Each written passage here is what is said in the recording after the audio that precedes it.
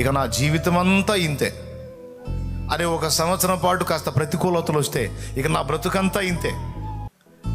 ఏదో 2-3 ఏళ్ల పాటు కాస్త శ్రమలు వరుసగా కనబడితే ఇక నా జీవితం అంతా ఇంతే అని ఫిక్స్ అయిపోతారు. 2 ఏళ్ళు కాదు, 4 ఏళ్ళు కాదు, 10 ఏళ్ళు అయినా తప్పకుండా ఆయన చిత్తం అయితే ఆయన నిన్ను ఖచ్చితంగా విడిపిస్తాడు. ఆ నిరీక్షణ పోగొట్టుకోకూడదు, ఆ నమ్మిక తప్పిపోకూడదు. తుది శ్వాస విడిచేంత వరకు ఆయన పట్ల మనకున్న విశ్వాసం సన్నగిల్ల రాదు, నిరీక్షణ కోల్పోరాదు. ఈరోజు ఇక్కడ కూర్చున్నాళ్ళు కావచ్చు, లైవ్లో అందుబాటులో ఉన్నాళ్ళు కాదు, అందరికీ చెప్తున్నా,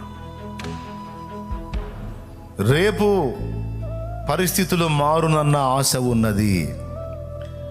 ఈరోజు నీకు శ్రమ వచ్చిందా, రేపు విడుదల కలుగునన్న నిరీక్షణ విశ్వాసం మనకున్నది.